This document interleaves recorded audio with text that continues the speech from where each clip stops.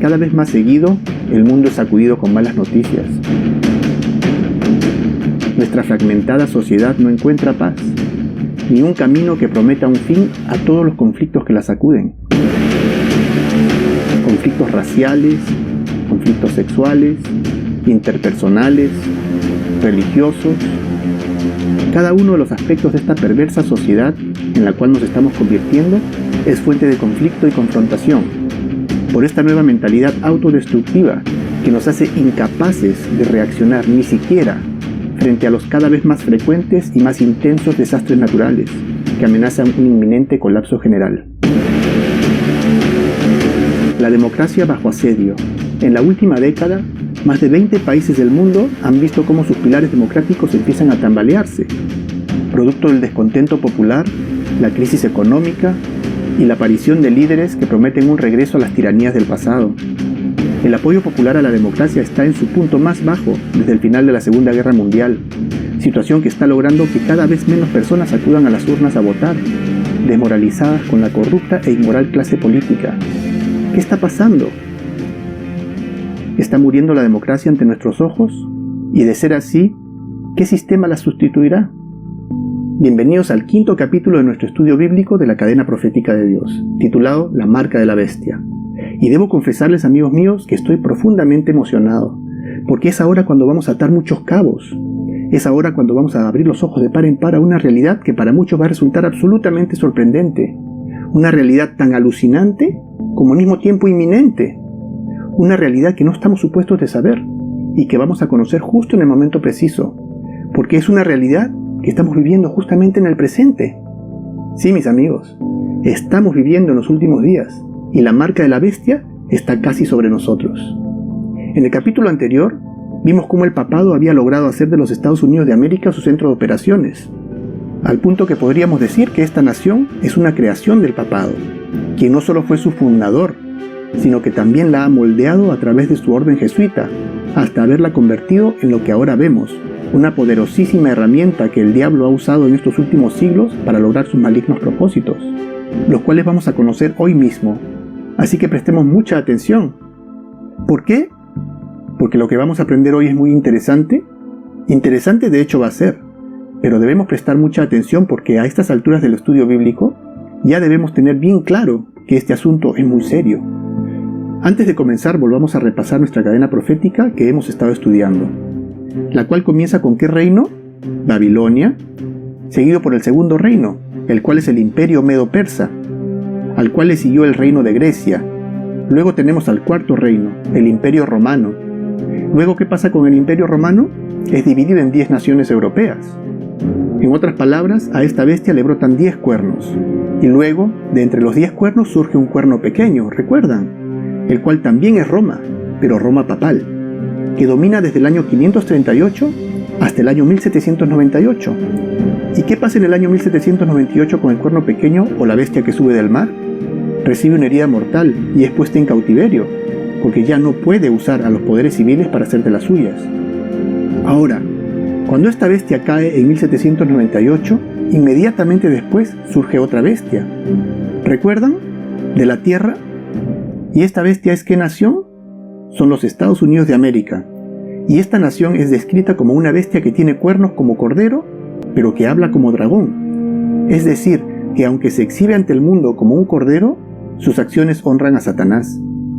Además, en el versículo 12 dice que esta nación, los Estados Unidos de América, ejerce toda la autoridad del papado y hace que la tierra y los moradores de ella adoren al papado o a la primera bestia, cuya herida mortal fue sanada. Lo cual significa que todo lo que el papado decide hacer no lo hace directamente, sino que lo hace a través de los Estados Unidos.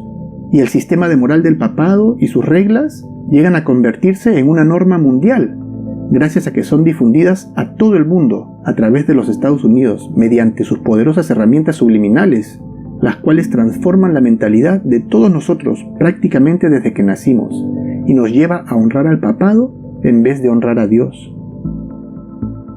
Y dice que los Estados Unidos hará que todos, pequeños y grandes, ricos y pobres, libres y esclavos, se les pusiese una marca en la mano derecha o en la frente, y que ninguno pudiese comprar ni vender, sino el que tuviese la marca o el nombre de la bestia o el número de su nombre. Apocalipsis 13, versículos 16 y 17. ¿Qué acabamos de leer? Que los Estados Unidos impondrá la marca de la bestia y que nadie podrá comprar ni vender a menos que participe de esta práctica de aceptar la marca de la bestia. ¿Pero qué es todo esto? ¿Qué es la marca de la bestia? Aquí hay sabiduría. El que tiene entendimiento, cuente el número de la bestia, porque es número de hombre, y su número es 666.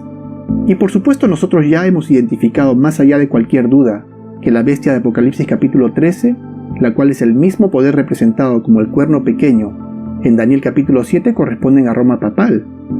Sin embargo, en este versículo se nos da aún una pista adicional que nos confirma de manera irrefutable nuestra conclusión. Aunque es muy posible que esta profecía haya sido principalmente dirigida a los primeros cristianos, quienes hablaban en latín, y quienes no habrían podido haberle dado significado a muchas de las otras profecías, dado que éstas estaban muy lejos en el futuro para ellos. Our Sunday Visitor, o en español Nuestro Visitante Dominical de 1915, esta revista era el vocero jesuita de la Iglesia Católica y la más importante de las publicaciones periódicas papales por muchos años, y ellos mismos nos dan el significado. ¿Cuáles son las palabras inscritas en la mitra papal? ¿Y qué significan en todo caso? Las palabras inscritas en la mitra papal son estas: Vicarius Filii Dei, lo cual significa en latín vicario del Hijo de Dios, o representante del Hijo de Dios, en el lugar del Hijo de Dios, quien se hace pasar por Cristo, ¿recuerdan? ¿Y por qué estamos hablando de este nombre cuando hablamos del número de la bestia? Bueno, en latín y en griego, a diferencia de otros lenguajes modernos, varias letras tienen un valor numérico. Como sabemos, los numerales romanos son letras, las mismas usadas en el alfabeto romano, y al sumar el valor numérico de este nombre, Vicarius Filii Dei, llegamos a una conclusión asombrosa. La D es 5, la I es 1, la C es 100. Por supuesto, algunas letras no tienen una contraparte numérica, como son la A, la R, la S, etc. Y si sumamos el valor numérico de este título, encontramos que Vicarius Filii Dei suma 112 más 53 más 501, lo cual suma un total de 666. O sea que el valor numérico del título del Papa es 666. Increíble, ¿no? Bueno, algunos en la Iglesia Católica niegan que estas hayan sido las palabras inscritas en la mitra papal. Y por supuesto ya las mitras papales modernas no muestran estas palabras. Sin embargo, la mitra papal no es el único lugar de donde podríamos extraer el título papal en latín, el cual el Papa ha usado desde el principio y hasta ahora, porque Vicario de Cristo, que es el nombre actual, es Vicarius Filii Dei, es lo mismo. Y para corroborar este hallazgo, solo nos bastaría con revisar algún documento eclesiástico que date de la época medieval, cuando el latín era todavía usado, como este famoso documento llamado la Donación de Constantino.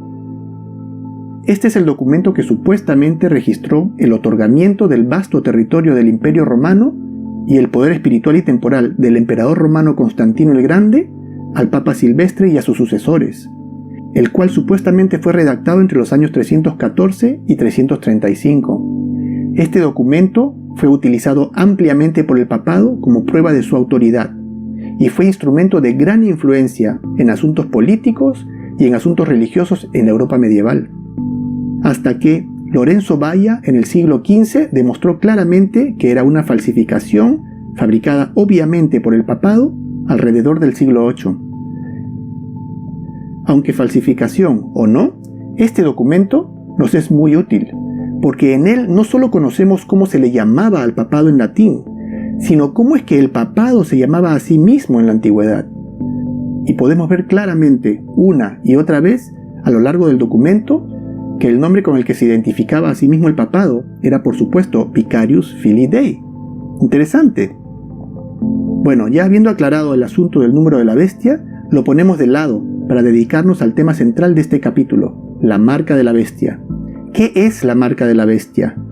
Para comenzar a entender lo que es la marca de la bestia, leamos lo que se habla de ella en Apocalipsis 14, 9 y 10. Dice: Y el tercer ángel dijo a gran voz: Si alguno adora a la bestia y a su imagen y recibe la marca en su frente o en su mano, él también beberá del vino de la ira de Dios.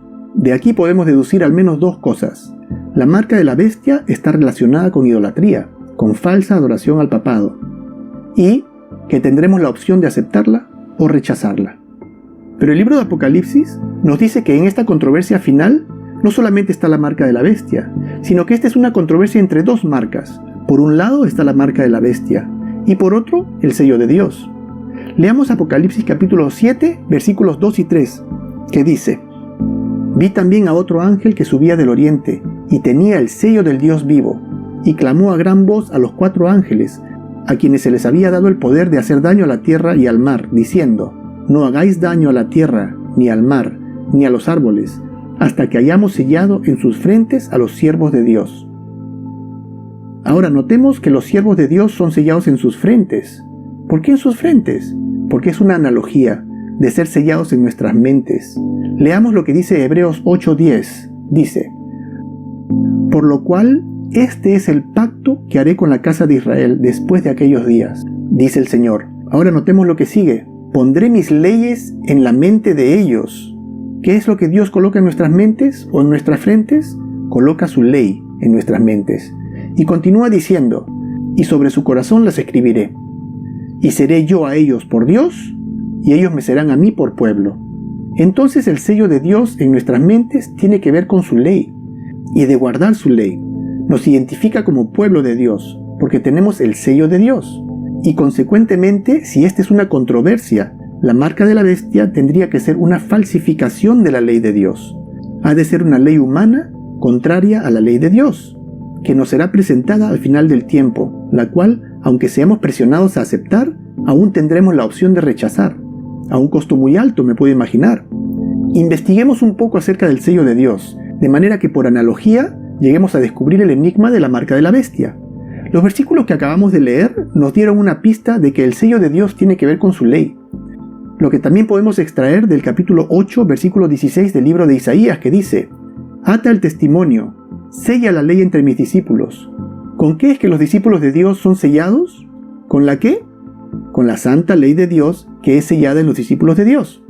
Entonces otra vez el sello que Dios pone a su pueblo está relacionado a su ley, sus 10 mandamientos. En el versículo 20 dice: a la ley y al testimonio. Si no dijeren conforme a esto, es porque no hay luz en ellos. Entonces o aceptamos a Dios y su ley, y aceptamos a la Biblia y el testimonio, o estamos en tinieblas. Es nuestra decisión. ¿Podemos cambiar la ley de Dios? Por supuesto que no. Y todos aquellos de nosotros que vivimos simplemente pensando que podemos estar bien con Dios, viviendo una vida que en sí misma no hace ningún daño a nadie, sin embargo sin prestarle atención a los mandamientos de Dios buscando obedecerlos, cometemos un gran error. Aún quienes vivimos buscando agradar a Dios, y aún si llevamos una vida de compromiso con Dios, ayudando al necesitado, buscando el bien de los demás, yendo a la iglesia, esforzándonos en una vida cristiana, aunque sin prestarle atención a sus mandamientos, también cometemos un grave error, porque el único parámetro para distinguir entre justicia y maldad es la ley de Dios. Mateo 7:23 y Lucas 13:27 nos lo explican claramente. Ambos pasajes presentan el mismo escenario. Ambos son dos textos paralelos donde Jesús habla de aquellas personas que piensan que llevan una vida cristiana, aunque sin prestar atención a la ley de Dios.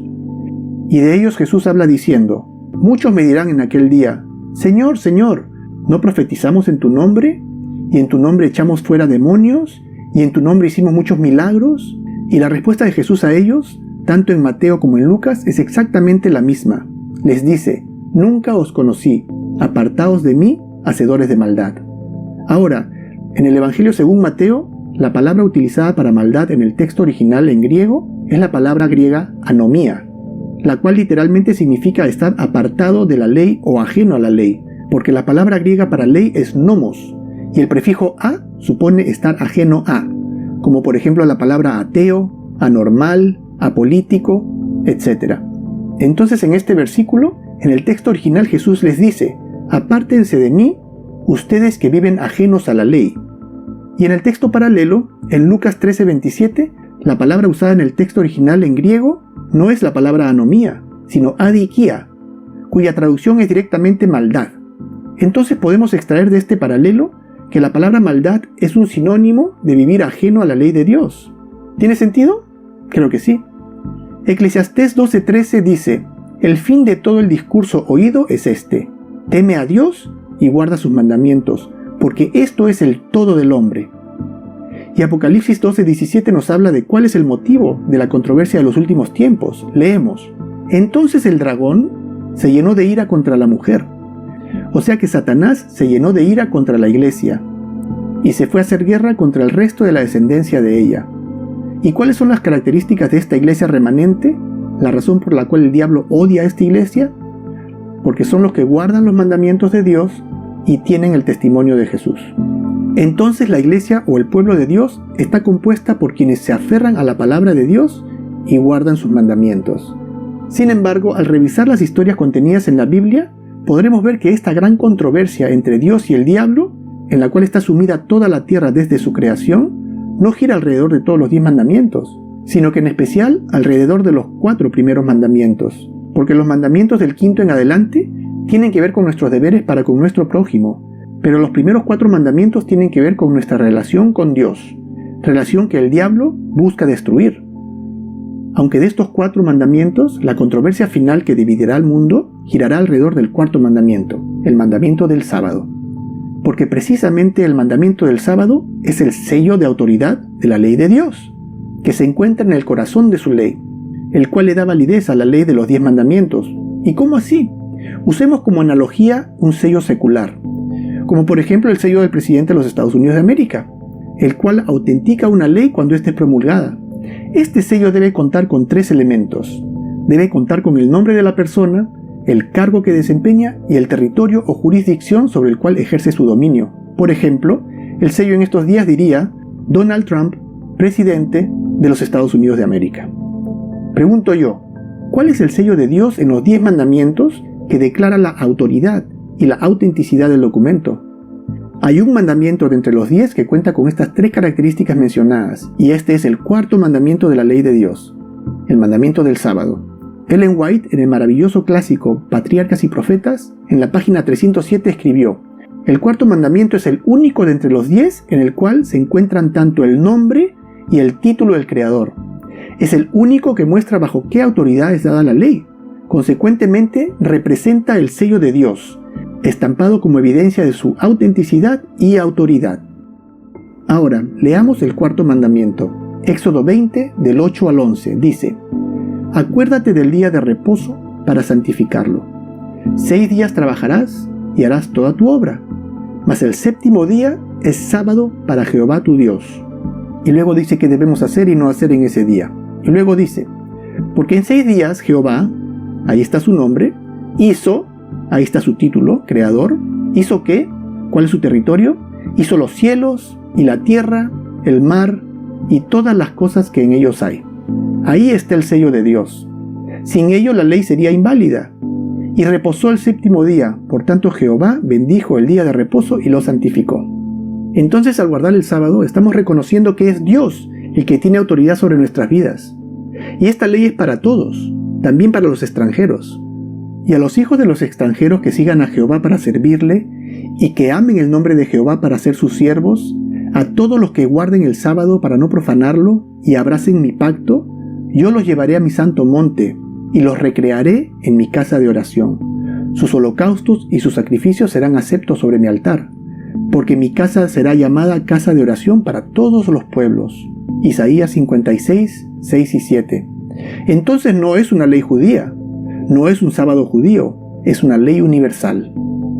Ahora leamos 2 referencias bíblicas muy interesantes acerca de lo que Dios nos pide que hagamos con su ley. Notemos el lenguaje que usa. Deuteronomio 6, 6 a 8.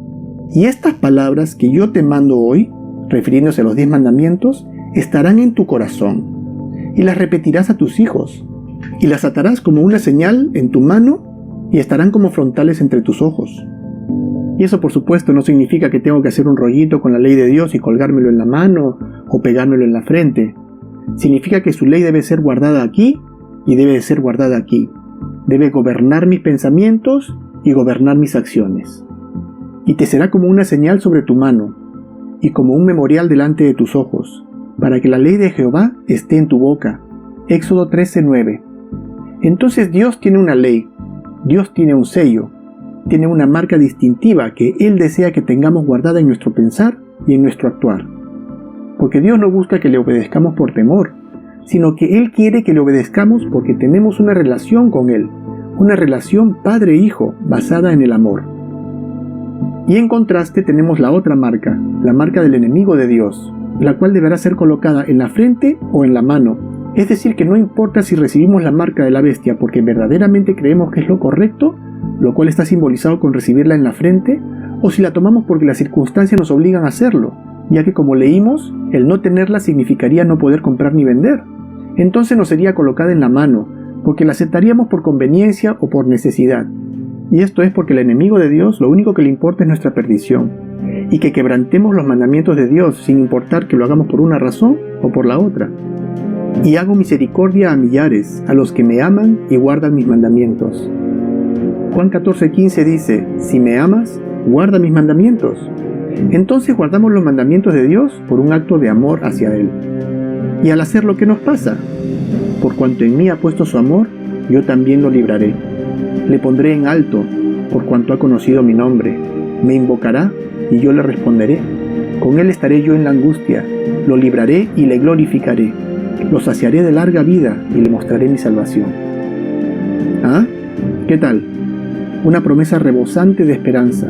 La promesa de Dios a todos aquellos que ponemos en Él nuestra confianza y guardamos sus mandamientos. Sin embargo, un cristiano no se salva por guardar los mandamientos, sino por la gracia de Dios. Aunque no vamos a poder hablar sobre este tema tan importante que es el de la salvación por la gracia en este capítulo, porque no le haríamos justicia. Es un tema muy importante que todo cristiano tiene que comprender cabalmente y requeriría una lectura aparte, porque es una columna fundamental de la fe cristiana. En este capítulo lo que vamos a hacer simplemente es analizar a profundidad el tema de la marca de la bestia. Entonces el sábado, el séptimo día, es el sello de Dios, y es la señal de que Él es quien tiene autoridad en nuestras vidas. Ezequiel 20:12 dice, y les di también mis sábados, para que fuesen por señal entre mí y ellos, para que supiesen que soy yo, Jehová, que los santifico. Pero hay un sistema que piensa que puede cambiar los tiempos y la ley, el cual se opone y se levanta por encima de todo lo que se llama Dios o es objeto de culto. Entonces, ¿qué exactamente es la marca de la bestia? Mucho se escucha acerca de la marca de la bestia siendo un chip o un código de barras o algún mecanismo que controle las transacciones de compra y venta. Sin embargo, nada de eso es importante para Dios. Y recibir un chip implantado ya sea en la mano o donde sea no es en sí mismo contrario a Dios, ni contrario a su ley. Además, la marca de la bestia, ¿de dónde debe provenir? De la bestia. Y la bestia sabemos muy bien que es el papado, la Iglesia Católica. Entonces dejemos que la misma Iglesia Católica nos diga cuál es su marca. Leamos lo que el canciller del cardenal Gibbons escribió en octubre de 1895 en respuesta a la pregunta. Él responde, por supuesto que la Iglesia Católica afirma que el cambio de sábado a domingo fue su acto. Y este acto es una marca de su poder eclesiástico y autoridad en asuntos religiosos. Aquí el representante de la Iglesia Católica nos habla de una marca de autoridad, el cambio del sábado al domingo como día de adoración. En el diario The Catholic Record del 1 de septiembre de 1923, la Iglesia Católica escribe, el domingo es nuestra marca de autoridad. La Iglesia Católica está por encima de la Biblia y la transferencia de la observancia del sábado al domingo es prueba de ello. Y es que el asunto no es el día es circunstancial, el asunto es la autoridad que va con el cambio. ¿Es el sello en sí mismo o la autoridad en él representada la que autentica la ley? Por supuesto que es la autoridad en él representada, la que da validez al sello. Entonces el sábado es el sello que da autoridad a la ley de Dios, porque es el sello que dice que guardamos sus mandamientos porque Él es el creador del universo, porque Él es el rey y el que da la ley. Entonces quien quita el sábado y lo reemplaza por otro día, lo que en realidad está haciendo es poniéndose en el lugar del creador. El catequismo de la Iglesia Católica lo explica claramente. Pregunta, ¿qué día es el sábado? Respuesta, el sábado es el sábado. Pregunta, ¿por qué observamos el domingo en vez del sábado? Respuesta, observamos el domingo en vez del sábado porque la Iglesia Católica transfirió la solemnidad del sábado al domingo. Ellos saben exactamente lo que han hecho. Pero puedes leer la Biblia desde Génesis hasta Apocalipsis y no encontrarás una sola línea que autorice la santificación del domingo. Las Escrituras imponen la observancia religiosa del sábado, un día que nosotros nunca santificamos. Esto fue extraído del libro La fe de nuestros padres del cardenal James Gibbons, 1877, página 43. Ellos saben, esto no es ignorancia, esto es con completo conocimiento. Así la observancia del domingo por los protestantes es un homenaje que rinden, a pesar de sí mismos, a la autoridad de la Iglesia. Cardenal Louis Gaston Ségur, 1874. El domingo es una institución católica, y su observancia solo puede ser definida por principios católicos. De principio a fin, no se puede encontrar en la Biblia ni un solo versículo que respalde la transferencia del día de reposo y adoración del sábado al domingo. Catholic Press, agosto 15 de 1900.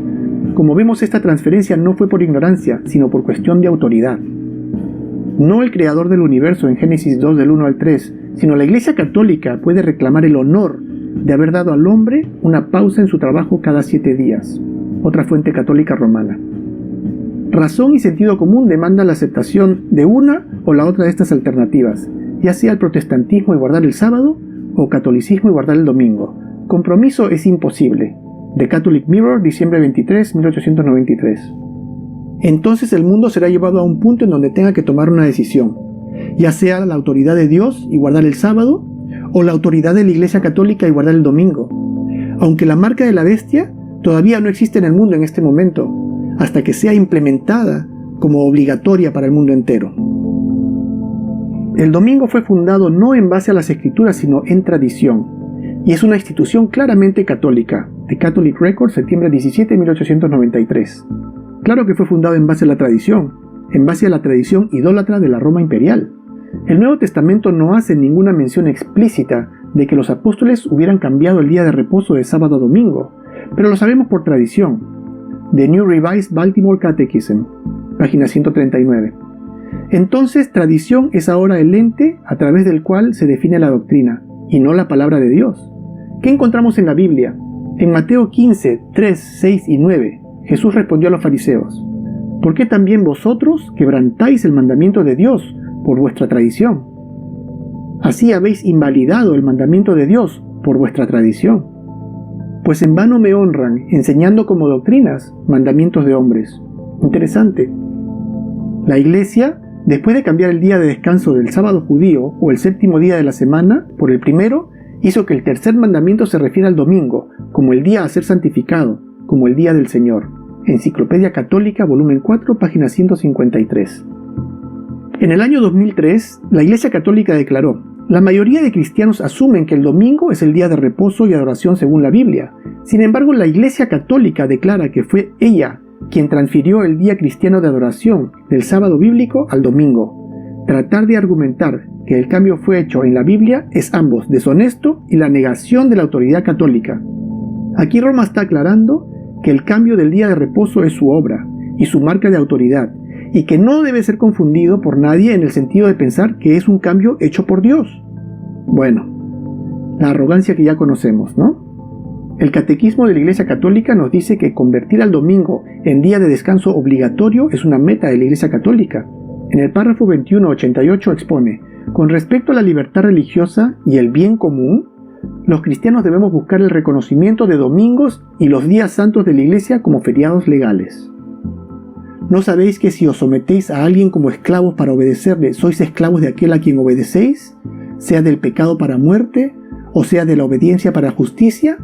O en otras palabras, si yo decido obedecer los dictados de la Iglesia Católica contrarios a la ley de Dios, yo estoy adorando a la bestia. Si obedezco lo que dice la Biblia, estoy adorando a Dios. Entonces la elección es mía. Entonces tenemos claro hasta ahora que el sello de Dios es el sábado.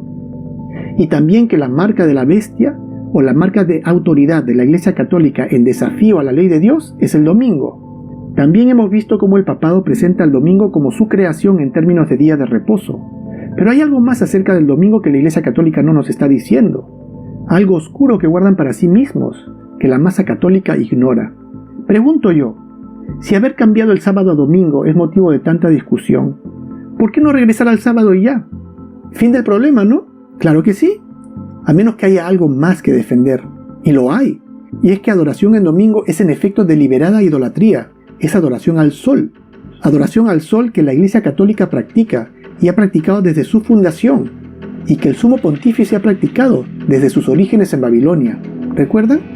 Lo que vimos en el capítulo 3 de este estudio, cómo este pontífice babilónico trajo consigo la adoración al dios persa Mitra, el sol invicto o invencible, cuyo nacimiento era celebrado al final de las fiestas saturnales, en el solsticio de invierno, el 25 de diciembre de todos los años, en la ceremonia llamada desde la antigüedad Navidad, nombre que se refiere exclusivamente al nacimiento del sol invicto, el cual se celebraba en una ceremonia pagana en la cual se colocaban plantas en los hogares, con velas y figurillas de barro, y los amigos y familiares se hacían regalos unos a otros, tal y como los que se hacen en la fiesta de la Navidad actualmente, acerca de lo cual nos advierte la Biblia en Jeremías 10, 2-4.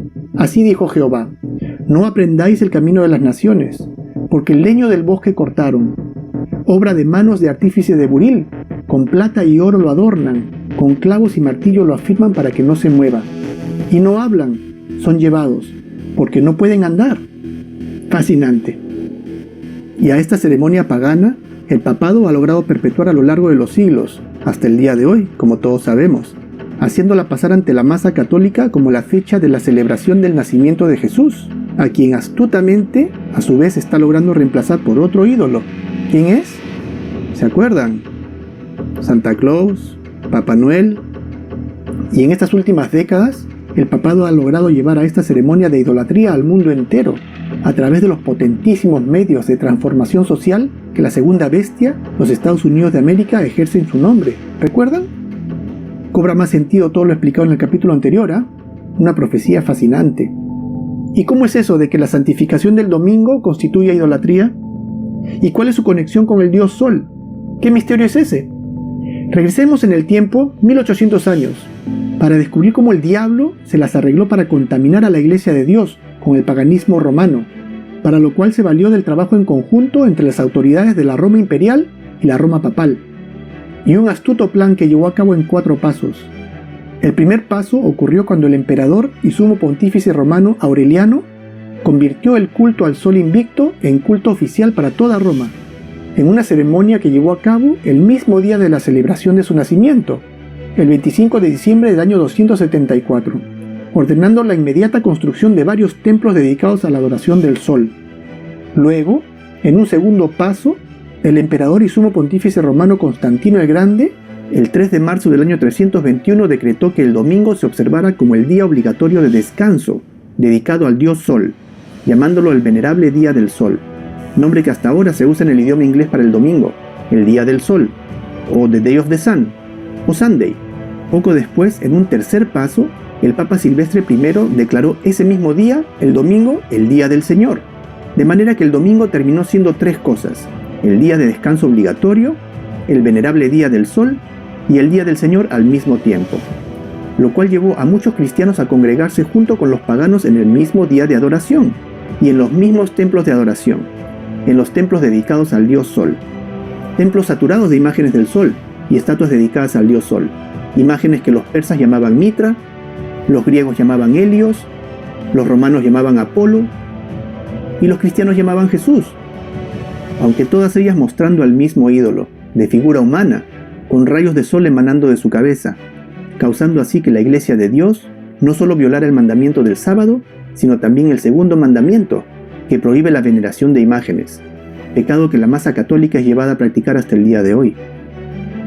Y en un cuarto paso, en el año 380, el emperador romano Teodosio emitió el Edicto de Tesalónica, que convirtió a la ya contaminada iglesia cristiana en la religión oficial del Imperio Romano, lo cual dio al anticristo todo el poder que necesitaba para consolidar su propia marca de autoridad sobre la iglesia de Dios, el domingo, el cual en un quinto y final paso se prepara para imponer como práctica obligatoria al mundo entero, a un mundo desapercibido, al cual este poder tiene engañado desde hace mucho tiempo, un mundo que no puede ver la idolatría al sol escondida detrás de la fachada cristiana del catolicismo, en sus catedrales, en sus frescos, sus mosaicos, artefactos.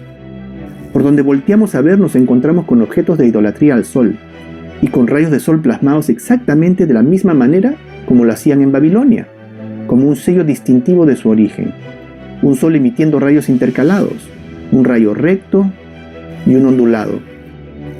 Una y otra vez, un rayo recto y un ondulado, plasmados en bordados, camuflados en ventanales, en esculturas, escondidos a plena vista y por todos lados, aún manteniendo cuidadosamente bajo un disfraz los mismos rituales y artefactos de adoración pagana a lo largo de los siglos, de manera tal que dan la impresión de ser objetos de adoración a Dios. Usemos como ejemplo este artefacto llamado ostensorio. Este es un hermoso y solemnísimo artefacto, conducido con la máxima reverencia, el cual constituye un elemento central en toda ceremonia católica, ¿sí o no? Sin embargo, este es ocultamente un objeto de adoración al sol. Analicémoslo por un minuto. Es un aparato que en esencia presenta un sol como elemento central de adoración, casi siempre un sol babilónico, como ya hemos aprendido. Algunas veces podemos ver una cruz en la parte superior, lo cual nos hace pensar que es la cruz de Cristo, por supuesto. Sin embargo, hay otro elemento muy interesante que podemos apreciar en la base del sol. ¿Qué es? Parece una luna, ¿no? Entonces tenemos un sol y una luna. ¿Qué relación pueden tener el sol y la luna con Cristo? Ninguna, por supuesto. Un sol emergiendo sobre una luna es un notorio símbolo de adoración pagana de origen babilónico, el cual fue posteriormente transferido a Roma, a Egipto, a Grecia, a Persia y por supuesto al catolicismo, según podemos apreciar. Y no podemos decir que la razón es que son reliquias heredadas del pasado romano, porque estos artefactos son fabricados constantemente por el papado, invariablemente mostrando una y otra vez la misma relación del sol y la luna. Una luna algunas veces camuflada al punto de ser casi invisible, otras veces expuesta claramente. Esta luna, por ejemplo, podría confundirse con una vasija, aunque sigue siendo una representación de la luna, como podemos ver en esta reliquia cananea. Otra con las puntas romas, como una luna egipcia, y hasta disfrazada con otros motivos, como esta que aparenta representar un angelito. En conclusión, bajo diversas variantes, este artefacto no es ni más ni menos que un flagrante instrumento de idolatría al sol. Y a nosotros, por supuesto, ni se nos pasa por la cabeza pensar que algo así podría ser el caso. Vemos a los curas, a los diáconos, que se ven como devotos católicos, amistosos y dados a ayudar y aconsejar a sus ovejas. ¿Cómo pueden engañarnos así? ¿Son ellos acaso unos seres diabólicos que fingen sus intenciones todos los días de sus vidas? Nada de eso. Estas personas son en principio genuinas en sus buenas intenciones hacia sus feligreses. Sin embargo, viven engañados, ignorantes de las Escrituras, enseñados a llevar una línea de pensamiento que los mantiene ciegos de la verdad divina. Seres humanos comprometidos con un sistema religioso que no conocen realmente. Un poderoso sistema político religioso, lleno de secretos desconocidos aún para la gran mayoría de sus propios sacerdotes, y convirtiéndose así en instrumentos de engaño para quienes les escuchen. ¿Pero por qué Dios permite esto? Suena como una injusticia muy grande, aunque no lo es en lo absoluto, porque Dios no hace absolutamente nada sin antes revelar sus planes a sus siervos los profetas, como bien lo dice su santa palabra. Y esa situación por la cual los sacerdotes católicos y consecuentemente la masa católica viven engañados está claramente descrita en 2 de Tesalonicenses 2, 9 y 10, que nos describe cómo este anticristo lograría engañar a todos aquellos que no reciben o que rechazan el amor de Cristo, o el amor de la verdad para ser salvos, porque la expiación de nuestros pecados y consecuentemente nuestra salvación es solo y exclusivamente gracias a Cristo y su sangre redentora. Pero la Iglesia Católica dice que no es así, sino que también es un trabajo de María, de lo cual nada dice la Biblia, volcando la atención de los católicos a la adoración a María, lo cual, como dice el versículo, es una gran injusticia, y todo aquel que lo acepte será engañado y se perderá, claro como el agua. Ahora se dan cuenta de dónde nació el protestantismo, ¿no?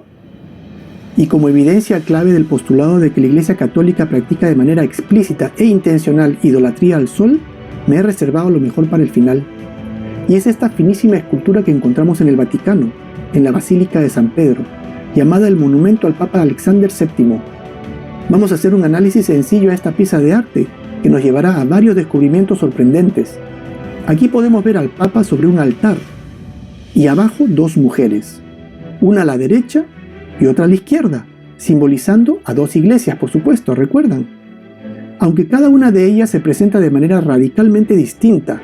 La primera es una bella mujer al lado derecho, que se encuentra desnuda bajo un manto de mármol rojo. ¿Y qué sostiene entre sus brazos? Esta es nada menos que la Iglesia Católica, una iglesia infiel, una iglesia idólatra, acariciando con gozo al sol entre sus brazos y con el mundo entero bajo sus pies. O como bien describe el primer versículo del capítulo 17 del libro de Apocalipsis, la gran ramera, vestida de rojo, la cual está sentada sobre muchas aguas, o sentada sobre el mundo entero. Y en contraste está la otra mujer, ya no en gozo, sino en angustia, con su hijo muerto en sus brazos, suplicando piedad al Papa. Pero ella no suplica sola, sino que la acompaña otra mujer, otra iglesia, representando así a las iglesias cristianas de los distintos países de Europa, los luteranos alemanes, los calvinistas franceses y etc., mientras que a la Iglesia Católica no la acompaña otra mujer, sino un soldado, representando a los ejércitos europeos, el instrumento de exterminio utilizado por el papado. Interesante, ¿no? Pero hay más. Hay otros dos elementos interesantísimos más que no podemos pasar por alto. ¿Qué vemos entre las mujeres?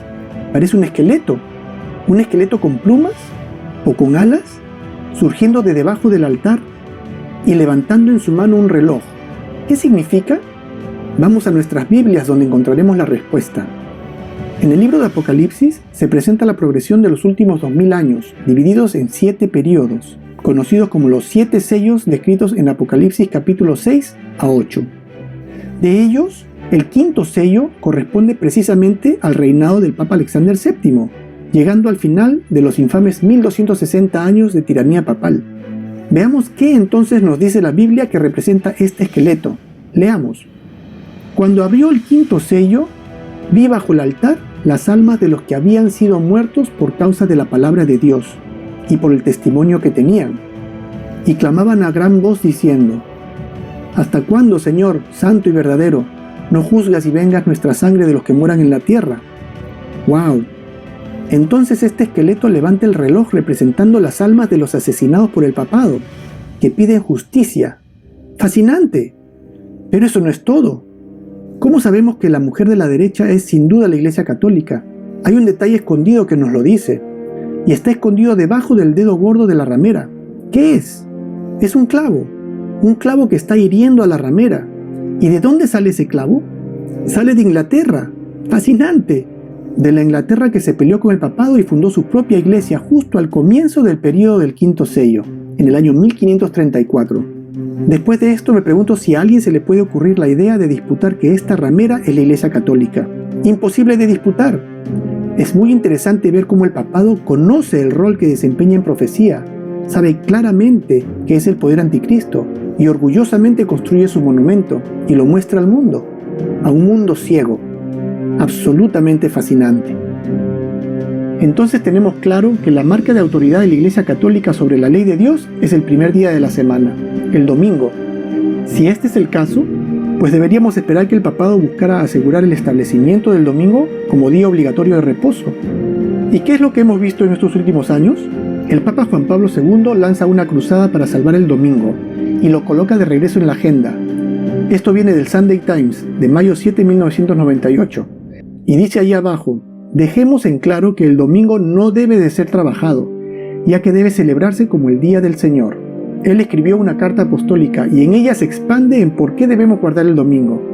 La carta apostólica Dies Domini, o Día del Señor, del Santo Padre Juan Pablo II a los obispos, clero y fieles de la Iglesia Católica sobre mantener santo el Día del Señor. Veamos algunos puntos de este documento. Llamamos al domingo la fiesta primordial, revelando el significado del tiempo, aunque admite que está basado en tradición y no en las Escrituras, y declara que la celebración dominical del Día del Señor y la Eucaristía están en el corazón de la vida de la Iglesia. En el párrafo 27 escribe: la sabia intuición pastoral, refiriéndose al Papa Silvestre del siglo IV, del cual acabamos de hablar, la sabia intuición pastoral sugirió a la Iglesia la cristianización del domingo como el Día del Señor. En otras palabras, dice que el Día del Sol fue cristianizado, o el cristianismo fue paganizado, y así el domingo se convirtió en día santo tanto para cristianos como para paganos. Y en el párrafo 14 dice: en primer lugar, por lo tanto, el domingo es el día de descanso porque es el día bendecido por Dios y hecho santo por Él, apartado de los otros días para ser entre todos el día del Señor. Día de Dios seguro que sí, pero del Dios pagano que Él adora. En el párrafo 21 dice: El libro de Apocalipsis da evidencia de la práctica de llamar al primer día de la semana el Día del Señor. Esto ahora sería una característica que distingue a los cristianos del mundo que los rodea. En el párrafo 30 dice: dado los muchos significados y aspectos y su vínculo con los fundamentos de la fe, la celebración del domingo cristiano permanece. Domingo a domingo los peregrinos siguen los pasos de María y su intercesión materna que da un poder especial y fervor, bla bla bla bla, dice la Iglesia Católica. En contraste con mi Biblia que dice: de sábado a sábado vendrán todos a adorar delante de mí, dijo Jehová. Además, la Biblia no sabe nada de ninguna intercesión de María, sino del único intercesor, Jesucristo, el Hijo de Dios. Entonces la doctrina católica y el cristianismo son en realidad dos universos paralelos, tan apartados el uno del otro como el este está del oeste. El Papa Benedicto en la misa dominical, Catholic Online, reporta: no podemos vivir sin el domingo. Le dice a la multitud en el Ángelus: la misa del domingo no es una imposición, sino un gozo y una necesidad para los católicos, dice el Papa Benedicto XVI. En Bari define al domingo como un instrumento necesario para dejar el desierto del consumismo frenético, de la indiferencia religiosa y del secularismo que está cerrado a la trascendencia. Time Magazine, agosto 2 del 2004. On the seventh day we rested, o traducido en español: en el séptimo día descansamos. Pero notemos algo muy gracioso, que aquí el séptimo día figura como domingo, no como sábado. Entonces cada vez que hablan del sábado, no están hablando del sábado, sino están hablando del domingo. En este artículo de agosto 2 de 2004, Nancy Gibbs escribe: si el alma no tiene domingo, se convierte en huérfana, dijo Albert Schweitzer, lo que plantea la pregunta para estos tiempos: ¿qué se pierde si el domingo se vuelve como cualquier otro día? Con el progreso, por supuesto, viene la reacción de aquellos que desean desesperadamente preservar las viejas normas: tiempo para adorar, tiempo para pasar con familiares y amigos, o simplemente descansar de la semana laboral. Tenía sentido entonces y todavía tiene sentido ahora. Entonces los argumentos están evolucionando. Ahora también están basados en la familia, basados en los derechos laborales. Cualquier asunto, cualquier puerta falsa que se pueda usar, se usará. Pero finalmente el resultado será el mismo. Y ya desde hace bastante tiempo, paralelamente a esta retórica usada en defensa del día domingo como el día de reposo religioso, ha tomado forma otra retórica, también pronunciada por el mismo papado, y con la misma pasión con la que impulsa el domingo. Una retórica política con fuerte tinte socialista que en los últimos 120 años se ha mantenido e intensificado, pasando de un papa al siguiente como si todos ellos fueran una sola persona. Y digo 120 años queriendo traer a conocimiento una muy importante encíclica llamada Rerum Novarum, emitida por el Papa Leo XIII el 15 de mayo de 1891. Esta encíclica marca el inicio de una retórica en la que por los últimos 120 años todo mensaje papal ha contenido consistentemente 4 expresiones específicas. Estas son: la primera, el bien común. Básicamente esto significa que la individualidad es algo a lo cual temer o repudiar. La segunda, solidaridad. Básicamente esto significa que estamos todos juntos y debemos actuar como un solo cuerpo y evitar a cualquier costo el sectarianismo. La tercera, subsidiariedad. Esta palabra significa que nuestros intereses personales son secundarios al bien común. Y la cuarta, la destinación universal de los bienes. Esto significa que la propiedad privada no es necesariamente personal, sino que pertenece a toda la humanidad, y como tal, debe ser redistribuida de acuerdo a la necesidad. Estos términos son muy ambivalentes y peligrosos, dado que, como cualidades personales, sin duda describen el actuar y el desprendimiento de los bienes terrenales característicos de un cristiano. Sin embargo, como legislación, significa comunismo. Más recientemente, en junio 29 del año 2009, el Papa Benedicto XVI emitió la encíclica Caritas in Veritate, o en español, Caridad en la Verdad. En su párrafo 47 se lee: para administrar la economía global, para revivir las economías golpeadas por la crisis, para evitar cualquier deterioro de la crisis actual y los mayores desequilibrios que se producirían, para lograr un desarme integral y oportuno. Interesante, el Papa busca un desarme integral global, seguridad alimentaria y paz, garantizar la protección del medio ambiente y regular la migración. Por todo esto existe la necesidad urgente de una verdadera autoridad política mundial. Es decir, aquí el Papa, aprovechando la atmósfera global que se diera como resultado del zamacón económico del 2008, propone la creación de un organismo que ejerza lo que él llama una verdadera autoridad política mundial, ya sea eso o conceder un mayor poder a las Naciones Unidas. Continúa diciendo, como lo indicó mi predecesor, el beato Juan XXIII, hace algunos años, o sea que esta es una propuesta que el papado ya venía haciendo, dicha autoridad debería estar regulada por ley, observar consistentemente los principios de subsidiariedad y solidaridad, buscar establecer el bien común, y comprometerse a asegurar un auténtico desarrollo humano integral inspirado en los valores de caridad y verdad. Además, dicha autoridad debería ser reconocida universalmente y revestida con el poder efectivo para garantizar la seguridad de todos. Suena bastante cerca a una dictadura global. Con poder efectivo, dice.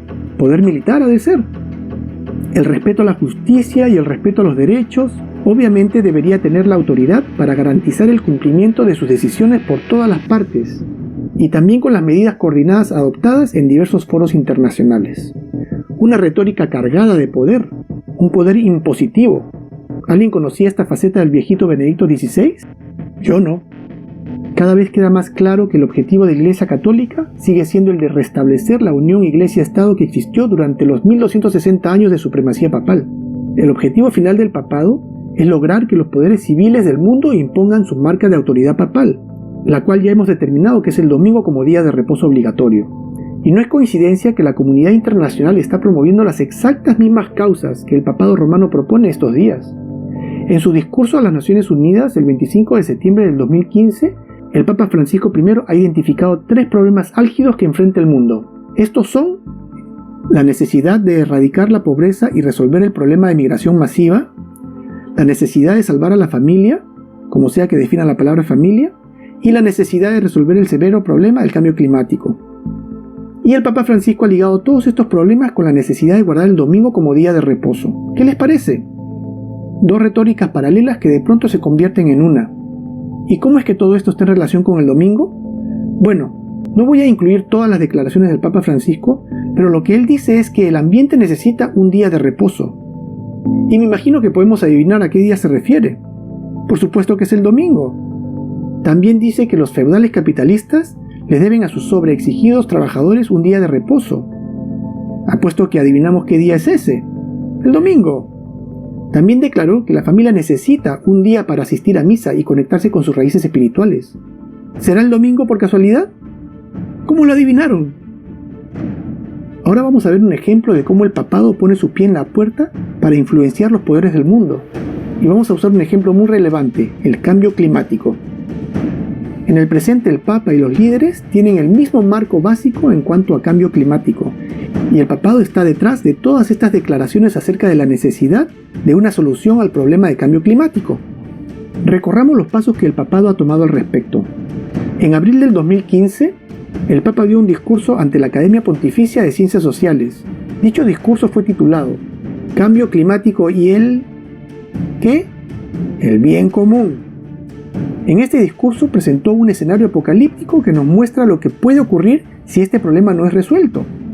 Luego, el 24 de mayo del 2015, el Papa publicó su encíclica Laudato Si, que en español significa Alabado seas.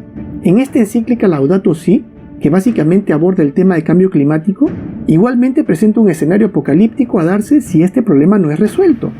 Y los líderes políticos de todo el mundo han alabado mucho esta encíclica. Ellos dicen que estas son las cosas que el mundo debe saber, de modo que el mundo pueda abordar este problema con la seriedad que amerita. ¿A alguien le parece una sorpresa ver cómo el mundo entero empieza a maravillarse en pos de la bestia? ¿Bestia que está abriéndose camino a sanar por completo su herida mortal? Luego nos vamos a septiembre 22 de 2015, cuando el Papa Francisco visitó los Estados Unidos de América. Y su primera visita fue a la Casa Blanca, donde se reunió con el presidente Barack Obama por 45 minutos para discutir sus puntos álgidos preferidos: pobreza, inmigración y, por supuesto, el problema del cambio climático. Días después se pronunció en una asamblea conjunta del Congreso de los Estados Unidos, y otra vez los puntos a tratar fueron: ¿cuáles? Familia, pobreza y cambio climático. Y por supuesto el Papa guardó lo mejor para el final, y en septiembre 28 dio la nota crítica en la sesión número 70 de la Asamblea General de las Naciones Unidas en Nueva York. donde enfatizó aún con lenguaje más fuerte estos mismos asuntos. Y por encima de todo, puso un énfasis especial en el tema de cambio climático. Y al terminar su discurso, el Papa recibió una impresionante ovación por los líderes de 193 naciones, la cual duró por varios minutos, como extraído del libro de Apocalipsis. Increíble, ¿no? Fue en esta misma Asamblea de las Naciones Unidas en que fue aprobada la Agenda 2030. ¿Qué es la Agenda 2030? Ay, amigos, la Agenda 2030 es un asunto muy importante, el cual está en plena implementación y reviste una importancia comparable con nada en la actualidad, y muy relevante en lo que se refiere a profecía. La Agenda 2030 es un esfuerzo al que se comprometen todas las naciones de la Tierra. Esta agenda ha identificado 17 metas y 169 objetivos, a través de los cuales se esperan erradicar la pobreza y acabar con el problema del cambio climático. Dicho sea de paso, al leer este documento, se puede ver que si este plan llega a implementarse, nos llevará, entre otras cosas, a la eliminación de la autonomía nacional, es decir, que todas las naciones del mundo deberán someterse ante un poder central. Un sistema socialista global centralizado bajo el control del papado. A una economía global y la eliminación de la moneda tangible. ¿Qué significa eso? Significa que se eliminarían los billetes y las monedas, y toda transacción de compra y venta o pago pasaría a ser de manera virtual, como pasa con PayPal y todos estos medios de pago que existen en la actualidad. Número 4. Eliminación del individualismo. 5. Eliminación del sectarianismo, es decir, solo existirá una nueva religión consistente en la unificación de todas las religiones en una, prohibiendo cualquier acto religioso fuera de ella. También se determinará la currícula a ser enseñada a los niños y estudiantes. Nada nuevo ahí. Además, proveerá igualdad de géneros. No en la buena manera que estamos imaginando, sino en la manera perversa en la que estamos viendo que está ocurriendo. Además, se propondrá la redistribución de las riquezas del mundo y se aplicará severas penalidades a las naciones y a las personas que se rehúsen a participar. En otras palabras, este es por completo un sistema distinto al que existe ahora. Es un nuevo orden económico, un nuevo orden mundial. ¿A alguien le suena esto? Y por favor no nos equivoquemos si es que vemos términos llenos de esperanza en las metas y objetivos de esta agenda, porque nada de todo esto es esperanzador, sino que es lo más cercano a una tiranía global. El Papa Juan Pablo II pide un nuevo orden mundial, 1 de enero del 2004. 5 años más tarde, el Papa Benedicto XVI pide un nuevo orden mundial económico. Eso fue hace 11 años. Y otra vez el Papa Francisco pide un nuevo orden mundial económico. Reuters 2015. ¿Lo tendrán o no? Ban Ki-moon, el secretario general de las Naciones Unidas para el periodo entre el 2007 y el 2016, pronunció lo siguiente en relación a esta agenda. La agenda es una promesa de los líderes a todas las personas en todas partes. Es una visión universal, integrada y transformadora para un mundo mejor. Las instituciones tendrán que adaptarse a un gran nuevo propósito. Debemos involucrar a todos los actores como lo hicimos en la conformación de la agenda.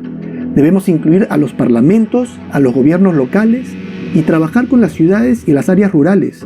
Debemos unir a las corporaciones y empresarios. Debemos involucrar a la sociedad civil en la formación e implementación de políticas y permitirnos rendir cuentas de nuestros avances. Debemos escuchar a los científicos y la academia. Tendremos que abrazar una revolución de la información. Lo más importante es que debemos ponernos a trabajar ahora. Definitivamente plantea todo un nuevo mundo, pero ahí no termina la discusión del cambio climático. En París, del 30 de noviembre al 12 de diciembre del 2015, representantes de 195 naciones se reunieron para firmar el Acuerdo de París, en el cual las naciones se comprometen a participar con la Agenda 2030, incluyendo el secretario de Estado de los Estados Unidos de América, John Kerry, con su nieta sentada en sus faldas, lo cual significa que los Estados Unidos está también muy comprometido con esta agenda. Dave Hunt, en su libro titulado Global Peace o Paz Global, formula una pregunta muy interesante. Dice, ¿por qué los líderes mundiales quieren meterse en la cama con el Vaticano? Los jefes de Estado en todo el mundo, todos reconocen que el Papa ejerce un poder en muchos aspectos mayor que el suyo. Y no solo es por el catolicismo, compuesto por 1.200 millones de súbditos en todo el mundo, o por su enorme riqueza, lo que hace que los gobiernos más poderosos del mundo cultiven relaciones amistosas con la Iglesia Católica Romana.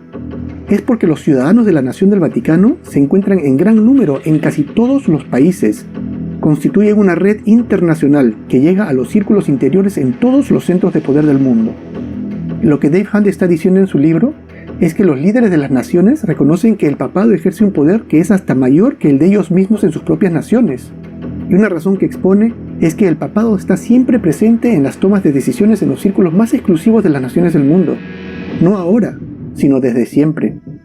Y curiosamente Dave Hunt, sin advertirlo, nos trae a la memoria los versículos 1 y 2 del capítulo 17 del libro de Apocalipsis, que describe al Vaticano como la gran ramera que está sentada sobre muchas aguas, con la cual han fornicado los reyes de la tierra, y los moradores de la tierra se han embriagado con el vino de su fornicación. Este versículo menciona dos situaciones diferentes acerca de la ramera, o la iglesia infiel o idólatra. Una de ellas dice que los reyes o los dirigentes de la tierra han fornicado con la iglesia católica, describiendo esta situación de sumisa complicidad de las naciones del mundo ante el inmenso poder del Vaticano de la que Dave Hunt nos habla en su libro. Y la otra situación nos dice de cómo la iglesia católica embriaga o confunde al mundo con su doctrina de idolatría, como por ejemplo su doctrina dominical, lo cual está representado con embriagar al mundo con el vino de su fornicación.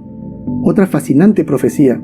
Incluyo aquí algunos versículos para la simbología de mujer con iglesia, de donde podemos desprender la simbología para ramera, y de fornicación como símbolo de idolatría para revisión.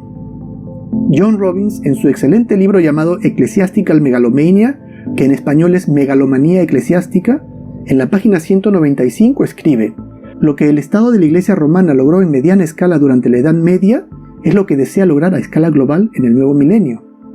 Además dice: la Iglesia Católica nunca ha abandonado la esperanza de restablecer la unión medieval entre Iglesia y Estado, con un Estado global y una teocracia global como su objetivo final. Luego dice: la Iglesia-Estado romano es un híbrido, un monstruo de inmenso poder eclesiástico y político. Su pensamiento político es totalitario, y cada vez que ha tenido la oportunidad de aplicar sus principios, el resultado ha sido sangrienta represión. Si por los últimos 130 años ha suavizado sus afirmaciones de poder completo, supremo e irresponsable, tales cambios de comportamiento no se deben a un cambio de sus ideas, sino a un cambio de sus circunstancias. Continúa diciendo: el Estado Iglesia romano del siglo XXI, sin embargo, es una institución que se está recuperando de una herida mortal. Sí, y cuando recupere todo su poder y autoridad, impondrá un régimen más siniestro que el planeta haya visto hasta ahora. Concurro completamente con esta declaración. El Vaticano recientemente publicó un video en su canal de YouTube donde el Papa Francisco invita a los líderes del mundo a Roma a firmar un pacto global en mayo 14 del 2020. Veamos un poco acerca de esta invitación del Papa Francisco. Carissimi, nell'enciclica Laudato Si ho invitato tutti a collaborare per custodire la nostra casa comune. El Papa Francisco no pierde tiempo en referirse a Laudato Si, su encíclica acerca del cambio climático. En ella ofrece sugerencias de cómo combatir el cambio climático, incluyendo el reducir las emisiones de carbono, carpooling o compartir el transporte, plantar árboles y reciclar, por nombrar algunas. Y por supuesto que estas son buenas sugerencias, pero el Papa Francisco en su encíclica también relaciona el guardar el domingo con un mejor medio ambiente. En la página 178 leemos: en domingo, la participación en la Eucaristía tiene una importancia especial. Ese día, así como el sábado judío, se ofrece como un día de sanación de las relaciones del hombre con Dios, consigo mismo, con los demás y con el mundo. Una línea más abajo, hablando acerca del sábado, al cual llama el sábado judío, el Papa escribió: la ley de descanso semanal imponía abstenerse del trabajo el séptimo día, para que reposen tu buey y tu asno, y puedan respirar el hijo de tu esclava y el inmigrante. La implicancia de esto es que nosotros debemos tener una ley que mande descanso en domingo, tal y como los judíos tenían una ley para el sábado, llamándolo otra vez sábado judío, como si los 10 mandamientos fueran solamente para los judíos. Nosotros ya hemos visto cómo el papado tiene comiendo de su mano a los líderes de todas las religiones predominantes del mundo, aún aquellos huesos duros de roer, como el gran imán Al-Azhar de Abu Dhabi, líder de los musulmanes sunitas que constituyen el 85% de la población musulmana del mundo, además de tener bajo su control a los líderes de las principales ramas del cristianismo protestante, como ya vimos, y por supuesto a los mandatarios de las naciones del mundo, quienes no solo están prestos a implementar la marca de la bestia, sino que ya su implementación tiene hasta una fecha para ser impuesta, como hemos aprendido que es el caso con la Agenda 2030. ¿Y qué vamos a hacer? Ahora sabemos que Dios es real.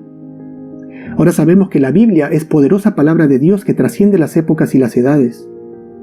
También sabemos que Dios no se ha olvidado de este mundo, y como desde el principio Él siempre ha estado al lado de su pueblo. ¿Y qué vamos a hacer? ¿Vamos a meter nuestra cabeza bajo la arena? Amigos míos, es exactamente ahora cuando he llegado a donde yo quería llegar. Es ahora cuando todo aquel que haya escuchado lo que se ha expuesto en mi serie tendría que tener los ojos abiertos a la realidad. Aquí estamos, en el año 2020, y el mundo se está desmoronando. Al menos eso parece. Y hay tantas cosas ocurriendo a nuestro alrededor. Y yo quisiera utilizar estos próximos minutos para mostrarles un poco de evidencia de ello. Porque es ahora cuando tenemos que estar sobrios y arrepentirnos de nuestras vidas desordenadas, de nuestra indiferencia, de nuestra actitud mundana y materialista, y ponernos a cuenta con Dios. Porque todo lo que ha dicho Jesús en el libro de Apocalipsis se ha dado a lo largo de estos últimos 2000 años. ¿Y qué? ¿Se va a equivocar en esto último que falta? Y lo que nos queda como humanidad ya está casi sobre nosotros. Y créanme cuando les digo que nos espera tiempos de gran angustia. Y aunque muchos de nosotros no lo creamos, la vida como la conocemos va a dejar de existir. Jesucristo nos dice que en los últimos días habrán pestes, terremotos, desastres naturales, hambre, guerras y rumores de guerras. Y vemos estas cosas ocurriendo en rápida consecución. Y aunque el mundo está abrumado con las noticias del coronavirus, en este mismo momento que yo estoy hablando con ustedes, 15 países están sufriendo de inundación. Los fuegos en varias partes del mundo. En el 2019 huracanes, ciclones han azotado Japón, China, África, Norteamérica, Egipto. Aunque parezca imposible, también allí azotaron huracanes, olas de calor azotando grandes áreas de la Tierra. Y todo esto va inequívocamente en dirección a empeorar. Quisiera compartir con ustedes un poco de lo que pienso que va a pasar muy pronto en nuestro mundo. Y no estoy hablando de desastres naturales, sino de política. Y es que los dirigentes del mundo se preparan para el nuevo orden mundial. Y es eso precisamente de lo que se trata la Agenda 2030 de la que hemos hablado, con la cual todas las naciones del mundo están comprometidas.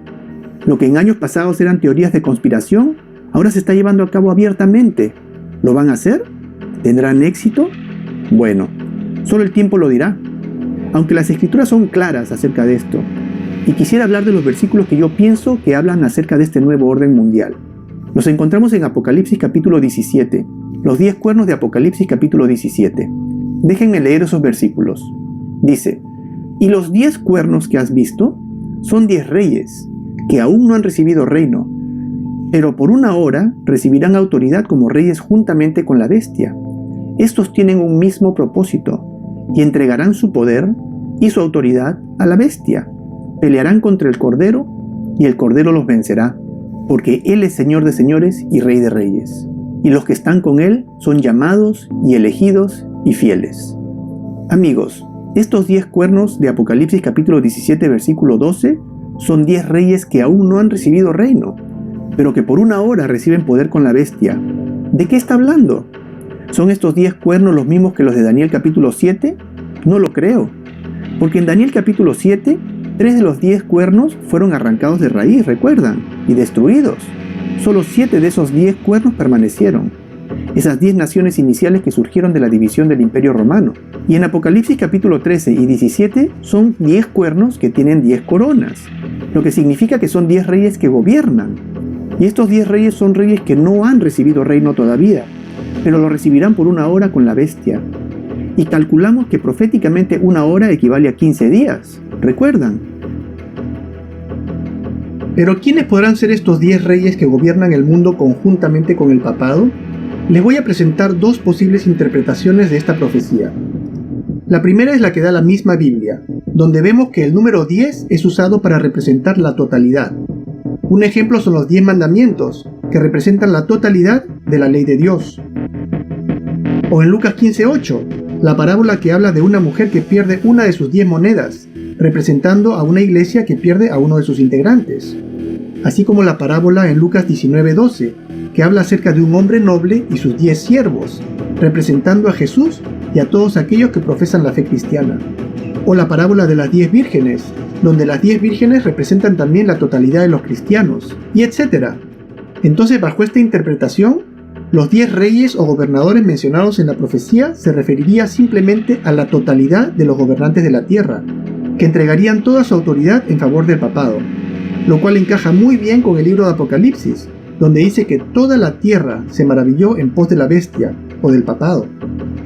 La otra interpretación es la que propone el prestigioso consejo de expertos llamado irónicamente el Club de Roma.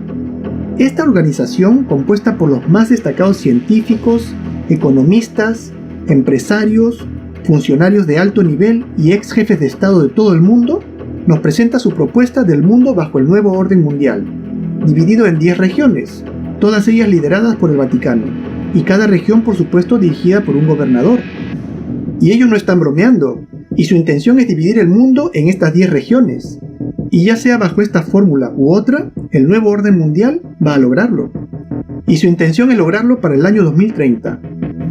Ahora, no estoy diciendo que el 2030 es el fin del mundo, pero digamos que esto será así y que de verdad lograrán su objetivo para el 2030. Bueno, de acuerdo a lo que dice la Biblia, y si estos son los 10 cuernos que no han recibido reino todavía, pero que recibirán su reino por una hora, significará que este nuevo orden mundial solo va a tener 15 días, una hora profética de establecimiento o de reinado, lo cual concuerda perfectamente con lo que nos dice Jesús acerca de este momento en Mateo capítulo 24, versículo 22. Nos dice: «Y si aquellos días no fuesen acortados, nadie sería salvo, mas por causa de los escogidos, aquellos días serán acortados». Aquí Jesús no solamente nos dice que, en efecto, este naciente poder global durará muy poco tiempo, sino que será Dios mismo que lo disuelva. Y además nos está diciendo que en aquellos escasos 15 días, este poder volcará todos sus esfuerzos en destruir a los escogidos de Dios. Amigos, yo no creo que esto esté muy lejano de la realidad, y debemos de tomar esto con seriedad, y darnos cuenta que según la infalible palabra de Dios, estamos en las últimas páginas de la historia de este mundo. Ya no tenemos un capítulo completo. Estamos en las últimas páginas del último capítulo de la historia de este mundo. En un reciente reporte publicado por varias fuentes el 7 de marzo, el vocero especial de la ONU sobre la libertad de religión o creencia, Ahmad Shahid, hace un llamado a todas las religiones del mundo a diferir su autoridad a las Naciones Unidas. Están pidiendo a las religiones transferir su autoridad a la ONU. ¿Con qué motivo? ¿Con qué propósito? Este es un llamado muy serio que acaban de hacer. Amigos, ya podemos ver la escritura en la pared.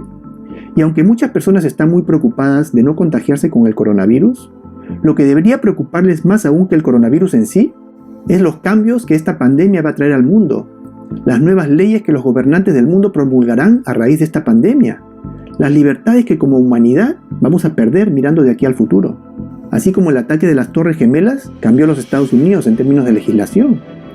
Y esta pandemia podría bien constituir el primer esfuerzo en conjunto de todas las naciones de la Tierra, el primer paso dado por el emergente gobierno global, porque la Agenda 2030 no va a ser implementada de golpe en el 2030, sino que ya en el presente se está abriendo camino, y es precisamente con la ayuda de pandemias y situaciones de crisis global como la que estamos viviendo ahora, que nos van a ir conduciendo a aceptar gradualmente los gigantescos cambios que esta agenda, que este nuevo orden mundial va a imponer a la civilización.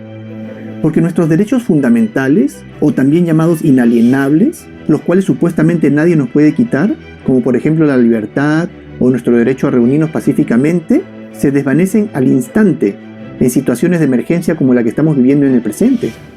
Y esta fórmula de restricciones y presión social utilizada por el caso del COVID-19 volverá a ser usada por otros motivos climáticos, económicos, alimentarios, etc., y conduciéndonos disimuladamente a aceptar una y otra medidas que, aunque bajo diversos disfraces, en esencia contribuyan a la imposición de la marca de la bestia, la imposición del domingo como el Día Mundial de Guardar.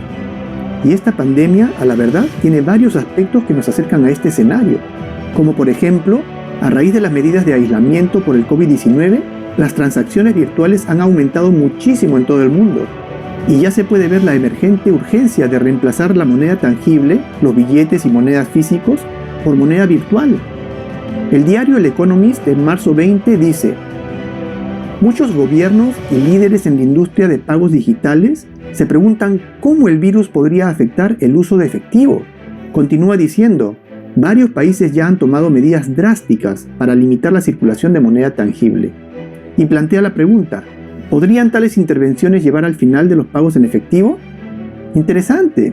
Y lógicamente, el uso de la tecnología facilitaría mucho más el control de las transacciones de compra y venta, que según la Biblia sería una medida de presión para la aceptación de la marca de la bestia, y que claramente está estipulado como uno de los objetivos de la Agenda 2030.